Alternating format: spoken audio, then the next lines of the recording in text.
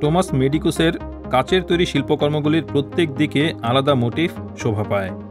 শিল্পী নিজে এই ইনস্টলেশনগুলির নাম রেখেছেন অ্যানামরফিক কিউব।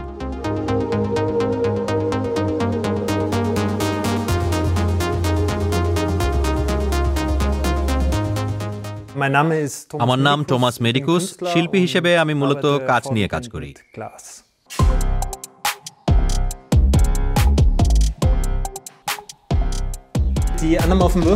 অ্যানামরফিক কিউবগুলি মূলত ১৪৪টি চওড়া ও স্বচ্ছ ফিতে দিয়ে তৈরি। সেই স্ট্রাইপের উপর ৪টি ছবির অংশ ছড়িয়ে রয়েছে। কিউব প্রদক্ষিণ করলে অথবা কিউব ঘুরতে থাকলে প্রতি ৯০ ডিগ্রি অন্তর নতুন এক চিত্র দৃশ্যমান হয়ে ওঠে।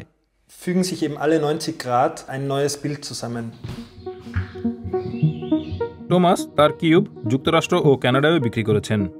বিশেষ শিক্ষা প্রতিষ্ঠানে উপকরণ হিসেবে কাঁচ নিয়ে মৌলিক প্রশিক্ষণ গ্রহণ করার পর শিল্পী হিসেবে এই উপকরণ তাকে মুগ্ধ করে। মাটি বা স্ক্রিনের মতো কাচ নিয়ে খেয়াল খুশি মতো সহজে কাজ করা যায় না। অন্যদিকে উপকরণ হিসেবে সেটি রিফ্র্যাকশন বা আলোর প্রতিসরণের উপর নির্ভর করে। কাচের অনেক অস্পষ্টতা রয়েছে। স্বচ্ছ হবার কারণে সেটির আকার আয়তনও যেন নেই।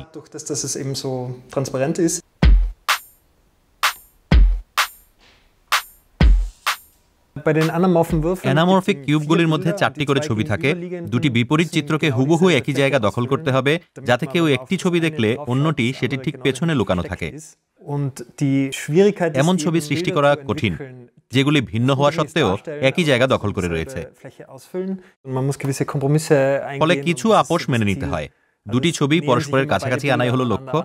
একেবারেই সম্ভব না হলে বাধ্য হয়ে আবার সবকিছু নতুন করে শুরু করতে হয়।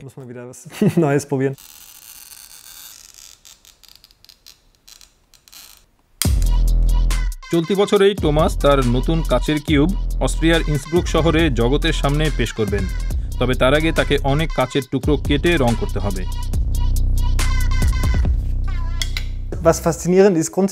গ্লাস পেইন্টিং এর সবচেয়ে বড় মৌলিক আকর্ষণ হলো এটি বহুকাল ধরে চলে আসছে। সেই মধ্যযুগেও কাচের উপর আঁকা হতো। প্রাচীন এই কৌশলকে নতুন কিছুর সঙ্গে মেলাতে পেরে আমার রোমাঞ্চ হচ্ছে। গ্লাস পেইন্টিং এর সমসাময়িক প্রয়োগ করতে পেরে আমার খুব ভালো লাগছে।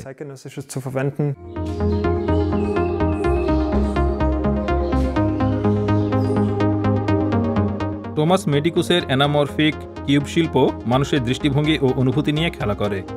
সবশেষে দর্শকের অবস্থানের উপর মোটিফ নির্ভর করে।